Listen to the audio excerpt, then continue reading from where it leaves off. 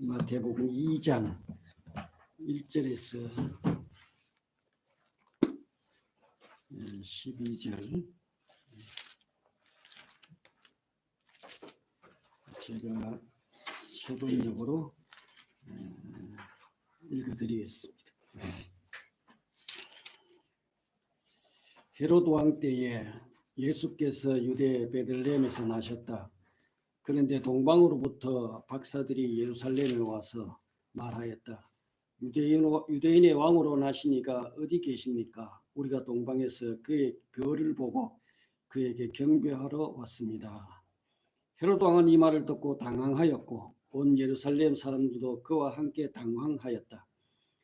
왕은 백성의 대제사장들과 율법교사들을 다 모아놓고서 그리스도가 어디서 태어나실지를 그들에게 물어보았다. 그들이 왕에게 말하였다. 유대 베들레헴입니다. 예언자가 이렇게 기록하여 놓았습니다. 너 유대 땅에 있는 베들레헴아, 너는 유대 고을 가운데 아주 작지가 않다.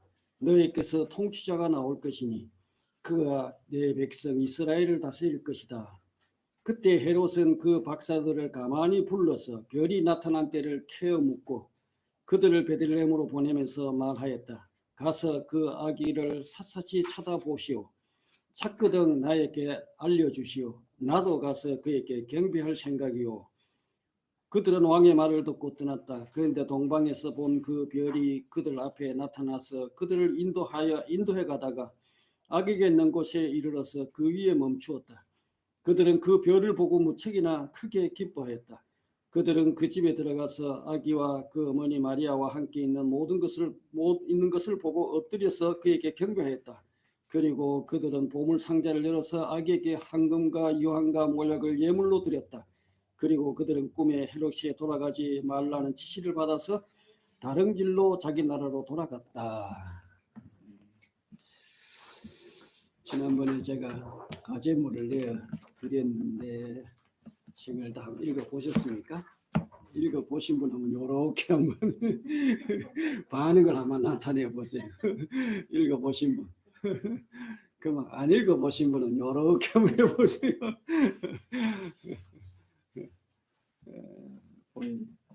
책이 깨끗한 거 보니까 거의 안 보신 것 같은데 사모님 보셨어요? 얼굴이 빨개지신다. 그럼 차근차근 한번 살펴가 보겠습니다. 오늘 본문은 동방박사 이야기죠. 아마 우리가 너무나 잘 아는 성탄 이야기 중에 하나입니다. 그죠? 아마 성탄 이야기 가운데서 가장 흥미로운 재미가 있는 우리 성탄절 때 연극도 만들고 하는 아마 그 소재 가운데 하나가 아닌가 생각이 듭니다.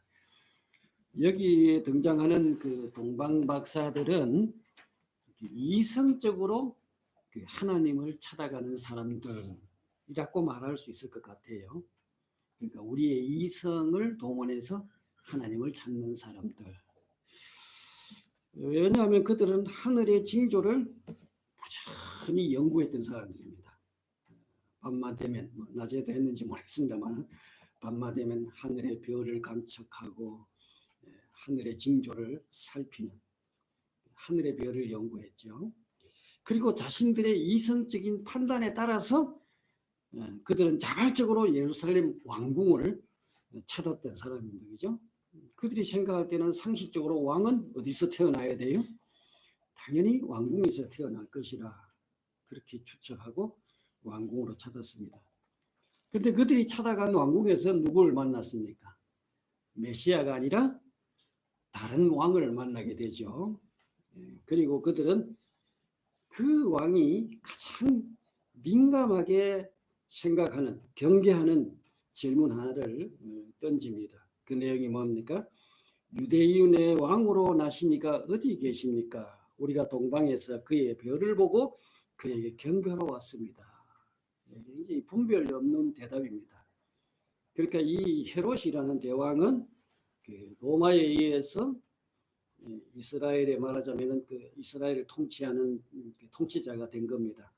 그리고 그 자기 지위에 대해서 굉장히 불안하게 생각하는 그 왕이었죠. 왜냐하면 정통성이 없습니다. 이 그런데 이 왕에게 유대인의 왕으로 나시니까 어디 계십니까? 자기 유대인이 아니거든요. 근데 지금 유대 땅을 다스리고 있는 왕이니까 유대인의 왕이 태어났다는 이야기가 굉장히 민감한 그 질문이죠. 그래서 헤롯 왕뿐만 아니라 모든 사람, 그곳에 있는 사람들을 그야말로 당황하게 만드는 그런 질문이었죠. 근데 그가 만난 이 헤롯 왕은 그야말로 아주 포악하고 잔인한 사람으로 유명합니다. 특히 자기 왕권에 도전하는 사람에 대해서는 가차없이 아주 목숨을 앗아가는 이런 아주 무서운 사람입니다. 지난번에 앞에 나왔었죠, 조금. 하여튼 그들이 그 다른 왕을 만난 결과는 너무나도 끔찍한 것이었어요, 그지요?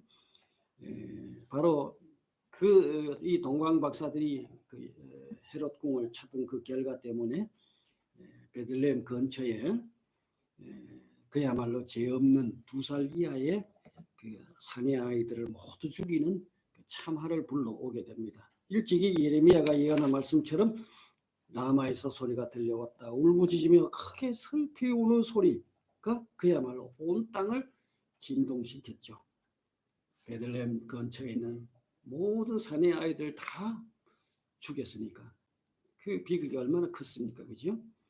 그나마 다행이라고 할 수 있는 것은 그들이 왕궁에서 누구를 만났어요? 성경 제가 박사놓고 한번 쳐봤습니다. 성경에 박식한 이 전문가들을 거기서 만나게 되죠. 그들의 도움으로 메시아는 예루살렘 왕궁이 아니라 시골 땅 베들레헴으로 오신다는 사실을 알게 되었고, 그들의 그 정보로 말미암아 그들이 이제 메시아를 만나는 행운을 얻게 되죠. 그들이 이제 엎드려 그 메시아로 탄생하신 아기 예수님께 엎드려 경배하고 자신들이 가져온 예물, 황금, 유황, 모략을 드리고 자기 땅으로 무사히 돌아갔다. 이런 이야기가 오늘 본문 이야기입니다. 그죠? 자, 이 이야기의 주된 포인트는 무엇일까? 왕으로 오신 예수님을 어떻게 만날 수 있느냐 하는 것입니다. 이 동방 박사들처럼 자신의 이성적인 판단을 신뢰해서 예루살렘 왕궁으로 찾아갈 것인가, 아니면은 계시의 말씀을 따라서 베들레헴 마구간으로 찾아갈 것인가. 우리 메시아는 이성적인 판단으로 가서 만날 수가 없어요. 메시아는 반드시 계시의 말씀을 따라가야만 만날 수 있다 하는 겁니다. 아멘. 하나님의 말씀을 신뢰하고 계시의 말씀에 의존해서 우리가 살아갈 때 바로 메시아를 만나겠다. 재림 예수님을 만나는 것도 똑같다고 생각됩니다. 아멘.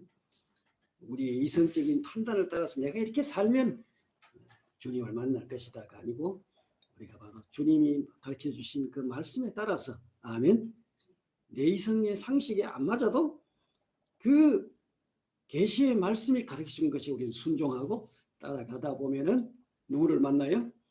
메시아이신 주님을 만나게 됩니다. 아멘. 이 계시가 아닌 인간의 이성적인 판단을 신뢰하고 따라가다 보면은 메시아를 만나는 것이 아니고 누구를 만나느냐? 이 다른 왕을 만나게 된다는 겁니다. 이게 문제예요. 다른 왕을, 다른 메시아를 만나요. 그 결과는 참담한 결과를 가져온다. 오늘도 마찬가지입니다. 우리 구도자라고 제가 표현을 했습니다. 구도자인 우리가 찾는 예수가 메시아로 오신 그분이 아니라 다른 예수를 만나게 된다면 어떻게 될까? 우리가 한번 상상해 보세요. 우리가 성경이 말하는 메시아가 아니고 다른 메시아, 다른 예수를 만났다. 오늘 다른 예수를 만난 사람이 많아요. 그 초대교회 성경을 읽어보면은 초대교회에 벌써 다른 예수를 만났다는 기록이 실제 나타나고 있습니다. 바울은 고린도 교회를 향해서 이렇게 말했죠. 어떤 사람이 와서 우리가 전하지 않는 다른 예수를 전해도 여러분은 그러한 사람을 잘도 용납합니다. 여러분은 우리에게서 받지 않은 다른 영을 잘도 받아들이고 우리에게 받지 않은 다른 복음을 잘도 받아들입니다. 바울이 이렇게 책망하는 내용이 나오죠. 이처럼 교회 초창기에 아주 초기입니다. 교회가 세워지고 3, 40년 겨우 지난 바로 이때에 벌써 초창기에 다른 예수, 다른 영, 다른 복음이라는 말이 이 사도들의 편지에 등장하고 있다는 것이 참 우리가 놀랍습니다. 여기 다른 예수라는 것은 다시 말해서 가짜 예수를 말합니다. 쉽게 이야기하면 가짜 예수, 다른 예수, 가짜 예수. 아마 예수도 진짜가 있고 가짜가 있느냐 반문할지 모르겠지만은 분명한 사실은 이미 고린도 교회에 다른 예수가 등장했어요. 그렇죠? 진짜 예수가 아닌 다른 예수가 등장하고 다른 예수가 전해지고 이미 다른 예수를 받아들이고 다른 예수를 따라가는 사람들이 생겨났다 이 말입니다. 이 가짜 예수는 어느 시대나 다 동일하게 존재해왔고 또 존재할 것입니다. 문제는 가짜 예수를 진짜 예수로 착각하고 따라간다는데 문제가 있습니다. 다른 건 몰라도 예수만은 다른 예수, 가짜 예수에 속으면 안 될 줄로 믿습니다. 이거 우리 생명과 직결되기 때문에. 예를 들어서 내가 만약에 어떤 돈을 어떻게 다른 사람한테 받았는데 그게 위조 지폐라고 가정해 봅시다. 5만 원짜리를 받았는데 가만히 보니까 그게 위조 지폐예요. 속상하겠죠. 그 5만 원 뭐 손해보면 됩니다. 그죠? 그러나 예수가 성경이 말하는 예수가 아니라 가짜 예수를 만나면 이거는 인생 자체를 완전 날려버립니다. 심각한 문제죠. 자, 그렇다면 우리가 참 예수를 어떻게 만날 수 있는가? 아쉽게도 예수님은 자신에 대해서 한 줄의 글도 남긴 적이 없고 한 편의 영상도 남긴 적이 없어요. 예수님께서 오늘날 이 영상 문화가 많이 발달했는데 이런 걸 미리 좀 땡겨가지고 예수님이 CD로 남기든지 어떤 영상으로 남겨가지고 딱 나타나서 오늘날도 우리가 그 영상을 보고 예수님을 만날 수 있도록 했다면은 우리가 얼마나 좋았겠습니까? 그죠? 그러나 그런 적이 전혀 없습니다. 그렇다면 2000년 전에 사셨던 그 예수를 오늘 우리가 어떻게 만날 수 있느냐? 이 동방마사들처럼 부지런히 우리가 연구해야 하고 이성적으로 예수에 대해서 막 추구하고 그래야 만날 수 있느냐? 아니면은 부지런히 기도해서 직통계시를 하나님부터 받아가지고 내가 예수다 이런 분을 만나야 하느냐? 그렇지 않습니다. 주님은 우리가 그분을 만날 수 있는 안전장치를 이미 해주셨어요. 믿습니까? 자, 그게 뭐냐? 주님은 증인들을 세워서 자기 자신을 우리에게 증거하게 해주셨다는 말씀입니다. 아멘. 이 증인들은 예수를 직접 경험했던 사람들이에요. 예수의 증인은 예수님을 직접 경험했던 사람. 자, 그 사실을 그 증인인 요한은 이렇게 증거합니다. 이것은 생명의 말씀에 관한 것입니다. 이 생명의 말씀은 태초부터 계신 것이요 우리가 들은 것이요 우리가 눈으로 본 것이요 우리가 지켜본 것이요 우리가 손으로 만져본 것입니다.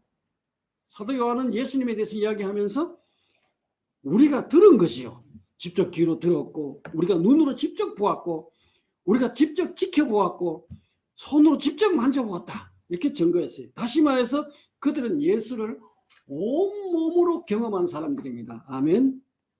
이와 같은 예수의 공적인 증인들을 우리는 사도라 그렇게 부르죠. 사도 보냄을 받은 자이죠.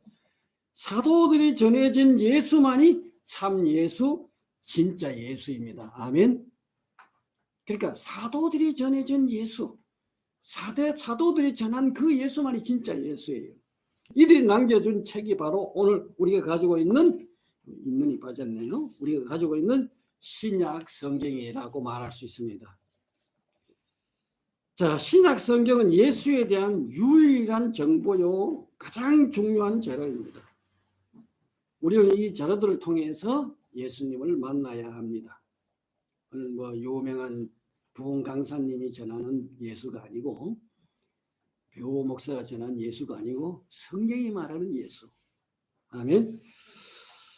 자, 오늘 우리는 이 예수님의 생애를 기록한 사복음서를 통해서 사도들이 그려준 예수에 대해서 한번 전체적인 그림을 사복음서에 나타난 예수를 전체적으로 한번 조망을 해보고자 합니다. 존 스타트 목사님이 기록한 사복음서에 대해서 이렇게 이야기했습니다. 하나님의 섭리로 우리에게 사복음서가 있다는 사실은 얼마나 감사한가. 예수 그리스도는 한 저자가 포착하거나 한 관점에서 묘사하기는 너무나 위대하고 영광스러운 인물이기 때문이다. 복음서들에서 나오는 예수는 네 얼굴을 가진 초상화, 내면을 가진 다이아몬드시다 라고 했습니다. 다시 말해서 왜 우리에게 예수님의 생애를 기록한 책이 한 권이면 충분할 텐데 한 권이 아니고 네 권이냐 이 말입니다. 그 이유가 뭐라고요? 예수님이 너무나 위대하시기 때문에, 너무나 크신 분이기 때문에 한 사람이 다 온전히 담아낼 수가 없다 이 말입니다. 그러니까 하나님은 이 한 정인의 전한 렌즈를 통해서 보여주지 않고 4명의 정인을 통해서 4가지 렌즈로 그분을 볼 수 있게 해주신 겁니다. 아멘. 4분이 예수님을 들여다본 내용을 오늘 우리에게 전해주셨어요. 우리는 예수님을 직접 보지 못했지만 정인들의 증언을 통해서 우리는 만나게 됩니다. 이 법정에서 정인들은 매우 중요합니다. 구약 토라에 의하면, 율법에 의하면 법정에서 한 사람의 정인은 유효하지 않다고 말합니다. 어떤 사람이 죄를 지었어요. 한 사람의 증인이 나타나가 내가 봤습니다. 그 사람이 이런 죄를 짓는 것을 직접 목격했습니다. 한 사람의 증인은 유효하지 않아요. 우리 율법에 의하면 신명기 19장 15절에 보면 어떤 잘못이나 어떤 범죄라도 한 사람의 증언만으로는 판정할 수 없습니다. 2, 3 사람의 증언이 있어야만 그 일을 확정할 수 있습니다. 적어도 증인이 몇 명 돼야 된다고요? 2, 3명 돼야 된다는 이야기입니다. 신약 성경도 동일하게 말하고 있어요. 장로들을 두고 한 고발은 2 사람의 3 사람의 증인이 없이는 받지 마십시오. 이렇게 그 디모데전서에서 이야기하고 있죠. 교회 지도자가 잘못했다고 막 누가 잘못을 증언할 때 한 사람이 저 사람 뭐 이런 죄를 지었습니다. 그걸 받지 말고 적어도 2 사람 내지 3 사람. 그런데 예수에 대한 증인으로는 2, 3명이 아니라 몇 명이요? 4명으로 세워주셨습니다. 4명을 통해서 예수님을 증거하게 해주셨어요. 4라는 숫자는 괜찮아요. 4라는 숫자는 성경의 완전수입니다. 동서남북 4면이 완전하죠. 4는 완전수입니다. 다시 말해서 예수님에 대한 증거를 한 예수님의 생애를 기록한 책이 4권으로 됐다는 복음서가 4명으로 됐다는 것은 완벽한 증언이다. 그런 이야기입니다. 아멘. 그러니까 우리는 다른 곳에서 예수를 찾지 말아야 합니다. 화려하고 권위 있어 보이는 왕궁으로 가지 마세요. 자, 우리가 예를 들어서 유명한 학자가 예수님에 대해서 이야기합니다. 그 이단들의 특징이 대부분 그렇죠. 이단들은 누구의 말을 절대시합니까? 바로 교주의 말을 절대시합니다. 교주의 말을 예수님 말씀처럼 생각해요. 그들은 성경이 말하는 예수가 아니고 교주가 이렇게 이야기했기 때문에 그게 바로 법이고 그게 바로 모든 겁니다. 그 이단에 쏘면 안 되는 거죠. 우리 성경에 보면은 우리 그 사도들이 복음을 전했지만 어느 그 밑에 있는 사람들 어느 누구도 베드로가 이야기하는 예수 뭐 이런 식으로 이야기한 적은 아무도 없어요. 그러니까 오직 성경에 말하는 이 4가지. 그래서 오늘은 제가 그 내용을 존 스타트 목사님이 쓴 책 비교할 수 없는 그리스도 중에 있는 사복음서 내용을 요약한 내용 이 책입니다. 여러분 한번 읽어보시면 좋을 것 같아요. 굉장히 좋은 책입니다. 제 이야기보다 이렇게 훌륭하신 분의 이야기를 제가 옮겨서 정리해 놓았으니까 한번 보도록 하겠습니다. 이 마태복음. 자, 마태가 전하는 예수는 어떤 예수인가? 성경의 성취 그리스도 이렇게 되어 있죠. 마태가 전하는 예수의 주된 특징은 뭐냐? 한마디로 그 특징이 뭐라고요? 성취라는 말로 요약할 수 있습니다. 성취.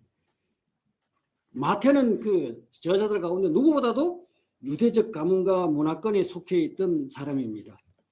그 예수를 구약의 성취로 바로 묘사하고 있다 하는 겁니다. 그래서 마태는 예수를 어떤 다른 선지자, 수세기 동안 계속되어 왔던 선지자들의 뒤를 잇는 또 한 사람의 선지자로 예수님을 소개한 것이 아니고 바로 예수님은 모든 예언의 성취로 본 겁니다. 그러니까 예수님이 선지자 가운데 한 분이 아니라 모든 그 선지자들이 증거한 예언의 성취로 본 거죠. 그 성취를 어떤 성취로 보느냐? 첫째 뭡니까? 마태의 그리스도는 예언의 성취. 두 번째 뭡니까?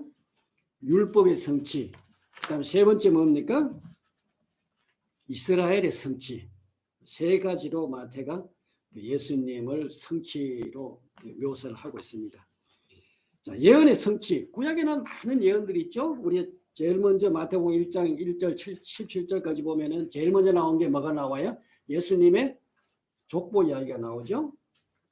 성경을 한번 오랜만에 이제 한번 보겠다고 마태복음 딱 펼쳐서 1장 1절부터 읽으면 누가 누구를 낳고 나오면 굉장히 질려버리는 경우들이 많은데, 자, 예수님의 이 성경에 나온 족보는 아브라함과 다윗으로 이어지는 구약의 약속의 성취를 보여주는 거예요.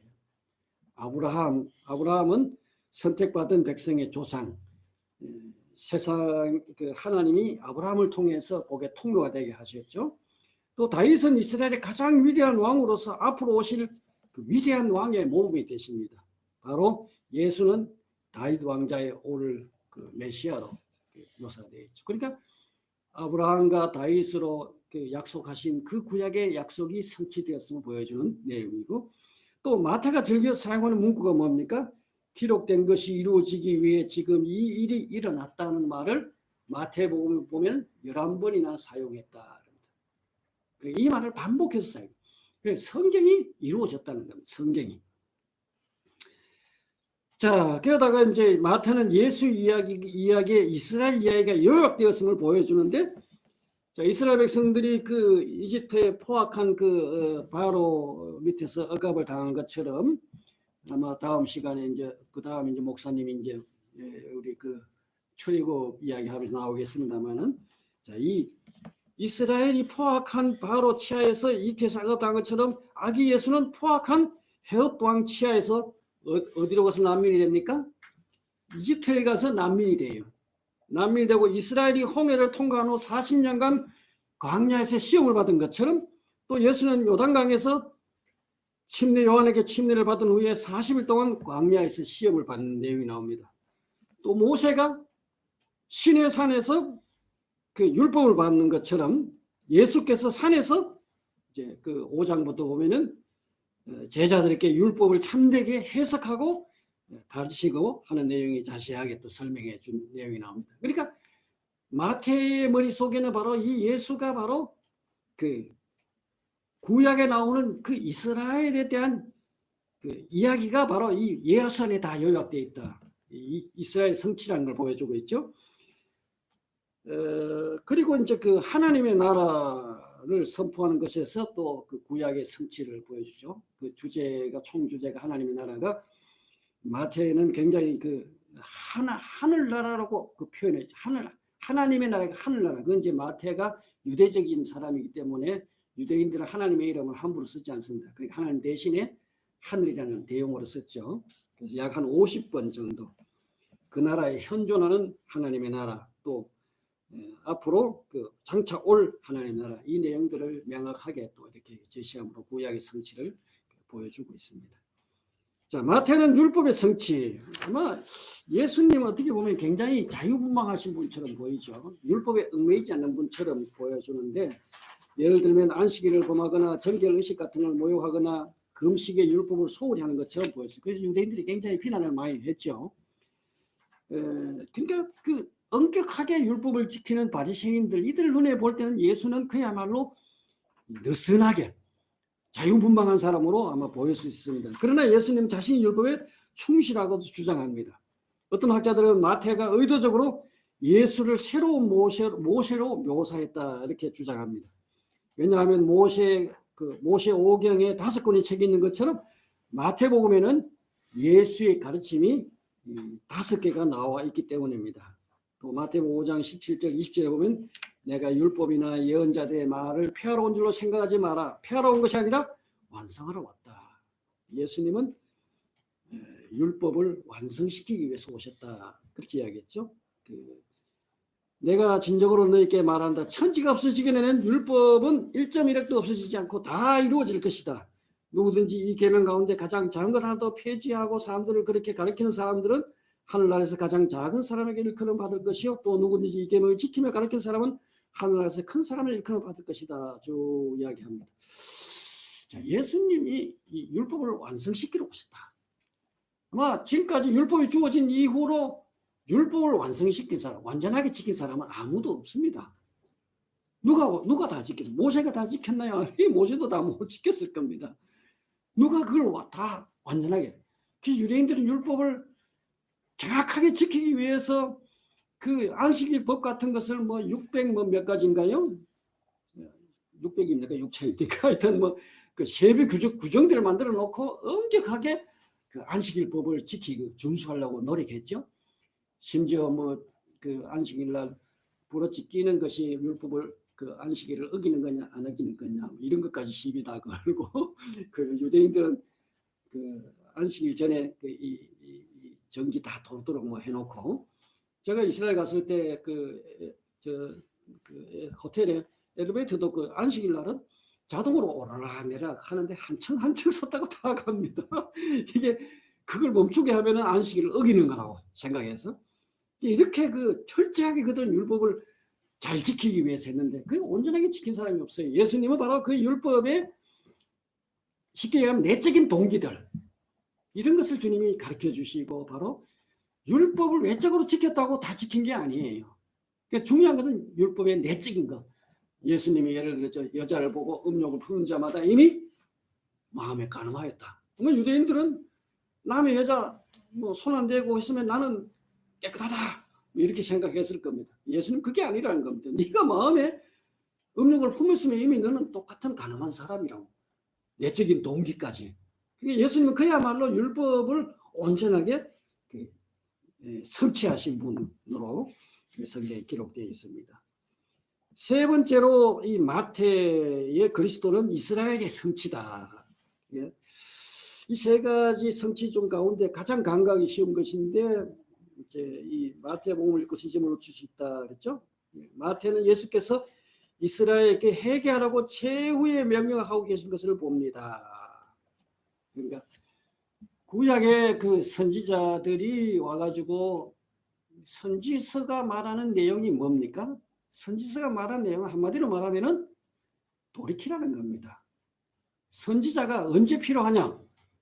백성들이 하나님의 말씀을 똑바로 지키고 말씀대로 살 때 필요한 게 아니에요.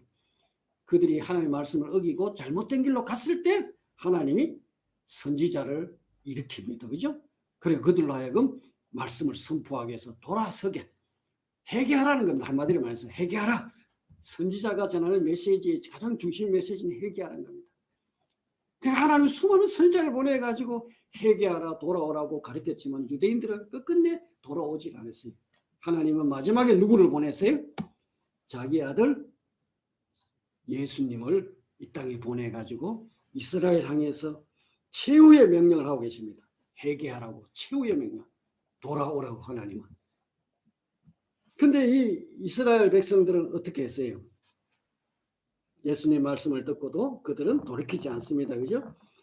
이 고집스러운 반역. 그래서 예수님은 마지막에 예루살렘 바로 앞에 있는 감람산에 올라가셔서 예루살렘 성을 바라보시면서 주님이 어떻게 하셨어요?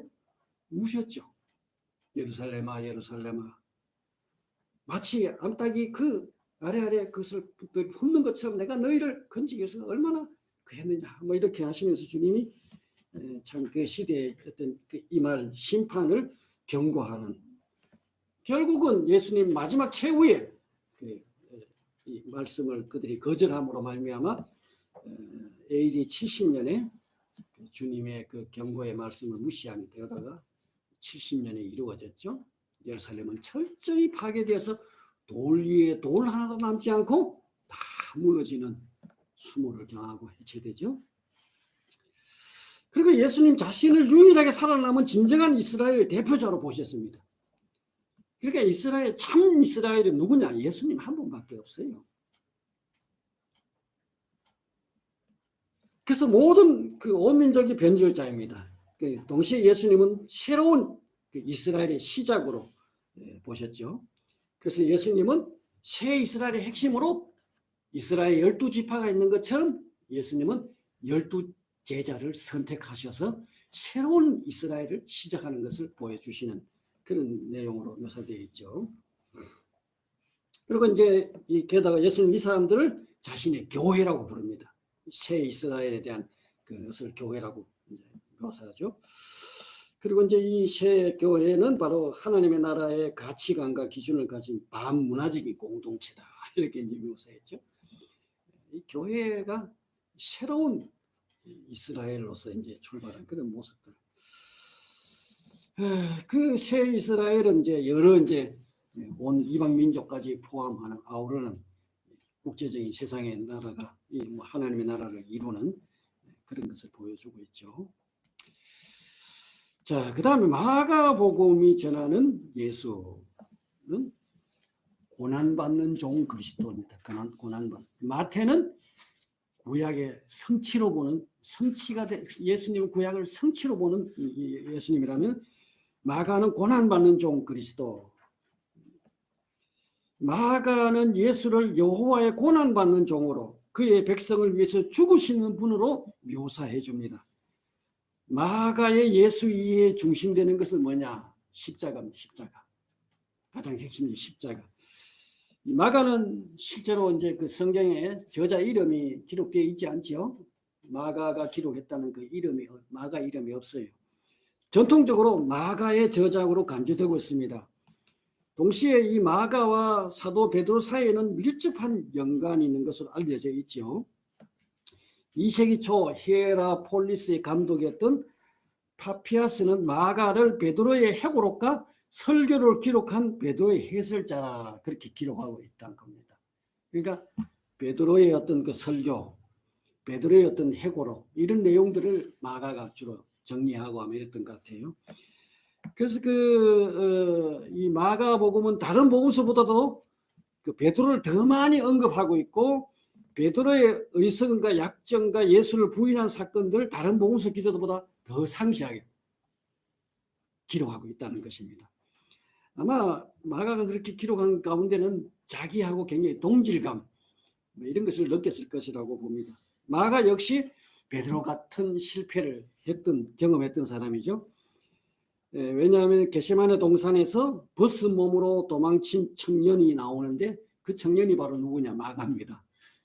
예수님께서 그 게세마네 동산에서 체포될 때 우통을 다 벗어 던지고 도망쳤던 사람이 마가였고 또 바울의 1차 전도여행 때에 그 마가가 그 조수로 따라갔죠. 조수로 따라갔다가 이제 중간에 너무 힘들어 가지고 도망을 쳤어요.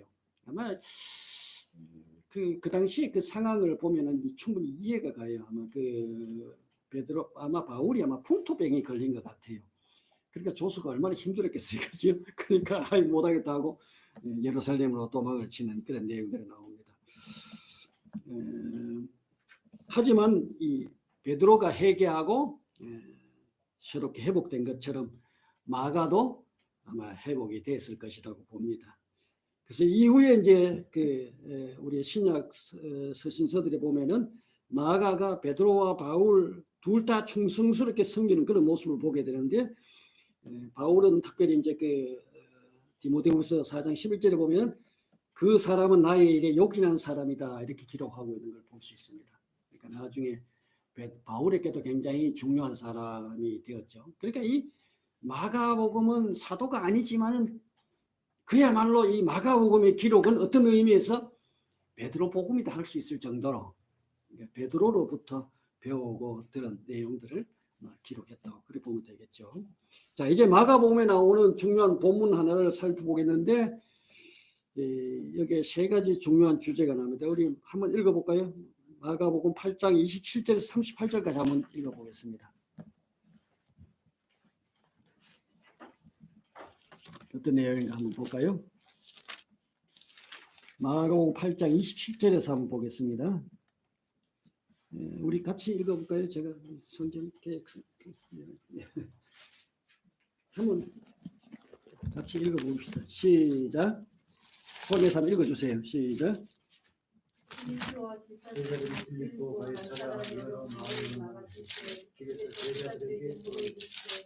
사람들이 나를 누구라 하느냐.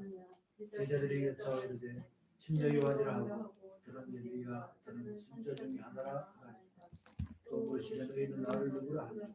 베드로가 대답하여되 주는 그리스도시니이다 하니 이에 자기의 일을 아무에게도 말하지 말라 경고하시고 인자가 많은 고난을 받고 장로들과 대제사장들과 서기관들에게 버림받아 죽임을 당하고 사흘 만에 살아나야 할 것을 비로소 그들에게 가르치시되 드러내놓고 이 말씀을 하시니 베드로가 예수를 붙들고 항변하며 예수께서 돌이켜서 제 아들을 보시며 베드로를 꾸짖어 이르시되 사탄아 내디로 물러가라. 네가 하나님의 일을 생각하지 아니하고 도리어 사람 일을 생각하는도다 하시고 무리와 제자를 불러 이르시되 누구든지 나를 따르거든 자기를 부인하고 자기 십자가를 지고 나를 따를 것이니라. 누구든지 자기 목숨을 구원하고자 하면 잃을 것이요 누구든지 나 복음을 위하여 자기 목숨을 잃으면 구원하리라. 사람이 만약 온천을 얻고도 자기 목숨을 잃으면 무엇이 유익하리요. 사람이 무엇을 주고 자기 목숨과 바꾸겠냐. 누구든지 너로 제 많은 세상에서 내 말을 부끄러워하면 인자도 아버지의 영광으로 거룩한 천사가 함께 올 때 그 사람을 부끄러워하리라. 아멘. 자, 여기 이제 세 가지 내용을 다루고 있죠. 예수님이 누구냐? 첫 번째. 두 번째, 예수님은 그 무엇하러 오셨느냐? 그 다음에 세 번째, 제자들에게 무엇을 요구하셨느냐? 예수님이 누구냐? 그 다음에 예수님이 무엇하러 오셨느냐? 그 다음에 제자들에게 뭘 요구하셨느냐? 자, 왜냐하면 요 본문이 예수님의 사역의 전환점이에요. 예수님 사역의 전환점인데 이 사건이 있기 전까지는 예수님은 그야말로 인기 있는 선생이자 그 치유자로 사람들의 추앙을 받습니다. 예수님 병을 고치고 뭐 이런 기적들을 행하고 이런 걸 보고 사람들이 예수님을 막 추앙하고 따르고 이러는데 요 사건 이후로부터 이제 예수님은 앞으로 닥칠 십자가에 대해서 이야기합니다. 좀 어두운 면으로 이렇게 보여지죠. 자, 첫째, 예수가 누구셨는가를 한번 생각해 봅시다. 예수님의 정체성에 대해서 그 일반 사람들이 갖고 있는 인식과 제자들이 개인적으로 갖고 있는 것에 어떤 그 차이가 있음을 이제 보여주고 있죠. 대중들이 갖고 있는 견해가 뭐였습니까? 예수님을 누구로 봤어요? 침례 요한, 엘리야, 그 다음에 다른 선지자 뭐 이런 내용으로 보았습니다. 그럼 12 제자들을 따르던 그들은 예수님을 어떻게 보았습니까? 여기는 예수를 뭐라고 했어요?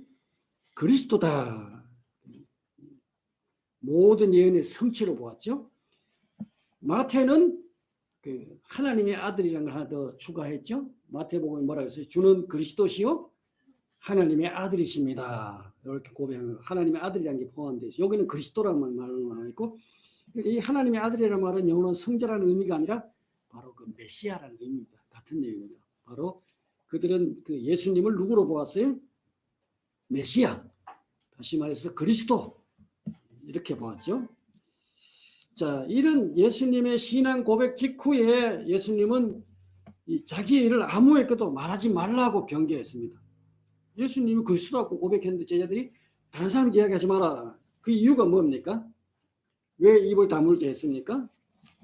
왜냐하면 백성들이 갖고 있는 이 메시아 관이 문제있기 때문에 정치적인 소위 대중들이 메시아에 대해 잘못된 정치적인 개념을 가지고 있었기 때문입니다. 이스라엘 이들은 실제로 이제 그 요한복음 6장 15절에 보면은 예수님이 5,000명을 먹였을 때 예수님을 억지로 잡아다가 누구 만들려고 했어요? 오늘날 말하면은 대통령 만들려고 한 겁니다. 윤석열 차기 대권 후보 뭐 엄청난 지지가 나오죠. 자, 예수님을 그러니까 그 5,000명을 그 보리 5개 물고기 뭐 후마를 먹였으니까 자, 예수님을 왕으로 세우면 어떻게 했어요? 먹는 문제 해결되잖아요. 그렇죠? 이보다 더 좋은 왕이 어디 있습니까? 그 예수님을 왕으로 삼을 억지로 임금 삼으려고 했습니다. 예수님이 이런 그 대중들이 갖고 있는 메시아관을 아시기 때문에 예수님께서 제자들로 하여금 입을 다물게 했죠. 예수님은 이런 정치적인 메시아가 되기 위해서 오신 분이 아닙니다. 예수님이 이 땅에 대통령이 되기 위해서 오신 것이 아니죠. 뭐 그랬다면 예수님이 칼을 써서라도 할 수 있었겠죠. 예수님은 오히려 죽으러 오셨다. 죽음을 통해서 백성들을 영적으로 해방시키기 위해서 오신 분이라는 겁니다. 그래서 일단 제자들이 메시아를 그분으로 인식하자 예수님은 그 다음에 그 8장 31절에 보면 인자가 많은 고난을 받고 장로들과 대제사장과 서기관들에게 버림받아 죽임을 당하고 사흘 만에 살아날 것을 비로소 저에게 가르치셨다. 예수님이 이때부터 예수님의 죽음에 대해서 가르치기 시작했다. 게다가 그분은 8장 32절에 보면 어떻게 했어요? 드러내놓고 이 말씀을 하셨다. 다시 말해 터놓고 공개적으로 말씀하셨다는 겁니다. 어떠한 메시아가 되기 위해서 오셨는지 한 점의 비밀도 없이 예수님은 메시아인데 어떤 메시아냐? 죽기 위해서 오신 메시아라는 겁니다. 예수님의 죽음에 대해서 그때부터 이야기하기 시작했다. 자, 이렇게 이제 예수님은 누구냐? 예수님은 바로 구약에서 말하는 그 예언된 그 메시아다. 그리스도다. 하는 걸 이야기했고, 그 다음에 두 번째, 예수님은 그 무엇하러 오셨는가? 자, 여기에 12 제자가 예수님의 신을 파악하고 나자 예수님은 오로지 십자가만을 강조하셨다고 설명하고 있습니다. 예수님은 자신의 죽음과 고난과 죽음에 대해서 3번 더 명확하게 예언하셨습니다. 마가복음 9장 31절, 10장 33절, 그 다음에 45절에 보면은 예수님이 그 자신의 죽음에 대해서 계속 예고하는 내용이 나옵니다. 실제로 마가복음의 3분의 1은 십자가 이야기입니다. 그러니까 예수님의 예언자들께서 이 3개의 문구를 우리 여기 지금 말씀 마가복음에 나오는 이 본문의 3개의 문구를 주목해야 되는데, 첫 번째가 뭡니까? 인자가 많은 고난을 받아야 하고 그 다음에 죽임을 당해야 할 것이라고 하는 말씀입니다. 이거 죽는 게 아니고 죽음을 어떻게 해요? 죽음을 당해야 한다는 것을 강조하셨습니다. 다시 말해서 강압적인 분위기감 들죠? 왜 그분은 고난을 받아야 하고 죽임을 당해야 하는가? 그 대답은 성경이 성취하기 때문입니다. 십자가에 대한 예수의 예언을 듣고 베드로가 이제 건방지게 예수님을 꾸짖습니다. 그죠? 주님 절대로 그럴 수 없습니다. 우리가 있지 않습니까? 이리 와. 들이가 있지 않습니까? 예수님 절대 죽으면 안 됩니다. 나섰을 때 예수님 뭐라 그랬어요? 베드로를 꾸짖죠. 사탄아, 내 뒤로 물러가라. 다시 말해서 십자가의 필요성을 해치는 것은 무엇이든지 절대적으로 허용되어서는 안 된다는 겁니다. 자, 두 번째로 주목할 문구는 뭡니까? 그러면 고난받아야 할 분이 누구냐? 고난받아야 할 분은 바로 인자라는 겁니다. 인자. 인자란 말은 히브리어에서 통상적으로 인간을 나타내는 표현인데 성경에서 종종 또 그런 뜻으로 쓰이고 있습니다. 하지만 예수께서 자신을 지칭하게 사용하셨던 그 인자는 다니엘서 7장에 나오는 환상과 관련되어 있습니다. 다니엘이 본 환상에 나오죠. 인자 같은 이가 하늘 구름을 타고 보좌에 앉으신 옛적부터 항상 계신 자에게서 다가와서는 권세와 영광과 나라를 받았다. 그래서 그 결과 모든 백성과 나라와 각 방언하는 자가 그를 섬겼다. 그의 권세는 영원한 권세에서 옮겨지지 않을 것이며 그 나라는 멸망하지 않을 것이다 라는 게 다니엘이 덧붙이고 있죠. 하지만 이제 예수는 인자가 고난을 받아야 한다는 놀라운 사실을 선포하고 있습니다. 구약의 다니엘이 말하는 인자는 어떤 인자예요? 통치하는 왕 같은 그야말로 영광스러운 그런 인자인데 예수님은 인자라는 호칭을 가져왔는데 그 호칭으로 예수님은 인자는 죽어야 하는 이 메시아로 묘사하고 있죠. 그래서 이 예수님은 그 누구도 일찍이 하지 않았던 일을 하셨는데 두 개의 구약의 이미지, 고난받는 종과 통치하시는 인자를 인자라는 말로 합치한 겁니다. 그 인자라는 말은 유대계에서 최고를 나타내는 선언인데 고난받는 종, 여호와의 종은 가장 낮은 겸손의 표현. 이 두 개가 바로 예수님의 인자라는 말 속에 동시에 다 포함된다. 그래서 예수님 바로 이 인자로 구약의 다니엘서에 나오는 인자라는 호칭을 가져오셨지만 그 호칭을 통해서 예수님은 죽어야 할 분, 죽임을 당해야 할 분으로 이제 자신이 무엇을 해야 되는 것을 묘사했다는 것이죠. 자, 예수님 자신의 죽음에 관련해서 세 번째 표현은 뭡니까? 인자가 온 것은 섬김을 받으려 함이 아니라 도리어 섬기려고 자기 목숨을 많은 사람의 대속물로 주려 함이라. 참 놀랍지 않습니까? 예수님은 섬김 받으려 온 것이 아니고 섬기기 위해서 오셨고 자기 목숨을 많은 사람의 대속물로, 이 대속물이란 뜻은 포로를 석방하기 위해서 지불하는 몸값을 이야기합니다. 예수님은 우리를 구원하기 위해서 자기 자신을 대속물로 주기 위해서 오셨다.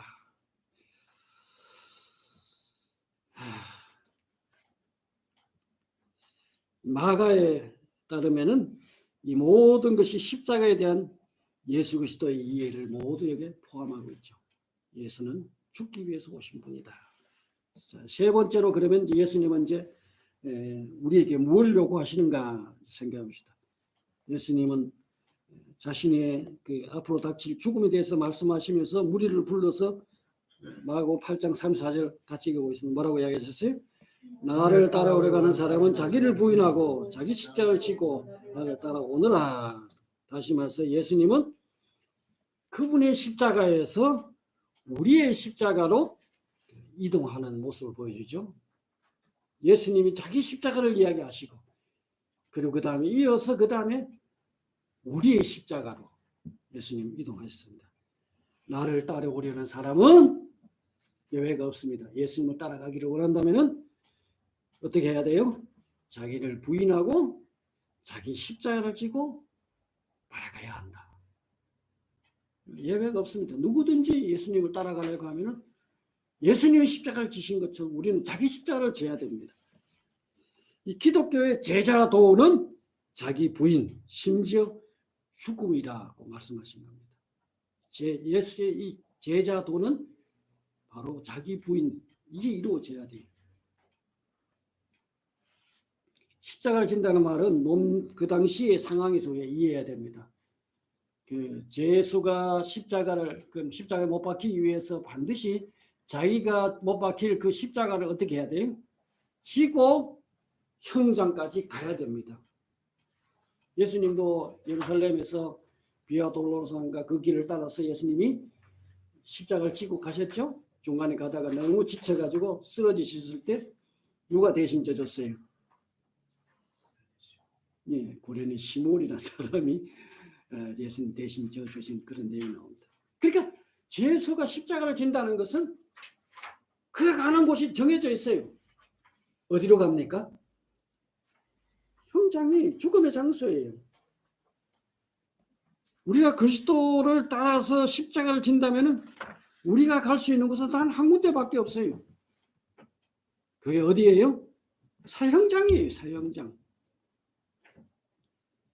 기독교의 제자도는 어떤 신념, 선행, 종교적인 간행의 어떤 이런 혼합물이 아니에요. 그보다 더 급진적인 것인데 죽음과 부활 외에는 어떤 이미지도 제자도를 제대로 나타낼 수가 없습니다. 우리는 우리 자신을 잃어버릴 때 우리 자신을 발견하게 되고 죽을 때 살기 때문입니다. 아멘. 참 중요한 내용을 주님이 말씀하셨죠. 자, 이 마가복음의 기본적인 세 가지 주제가 이제 예수는 누구십니까? 그리스도, 구약에 나오시는 메시아. 그분은 무엇하러 오셨습니까? 섬김을 받으러 온 것이 아니고 섬기기 위해서 고난 받으시고 죽으러 오셨다. 그분은 제자들에게 무엇을 명하셨습니까? 자기를 부인하라는 죽음을 통한 부활의 영광에 이르기까지 우리를 십자가를 지고 그분을 따라오라는 그 말씀을 하셨어요. 오늘 우리는 그 마가복음에서 전하고 있는 이 핵심적인 메시지, 이 내용을 우리는 깊이 숙고해야 됩니다.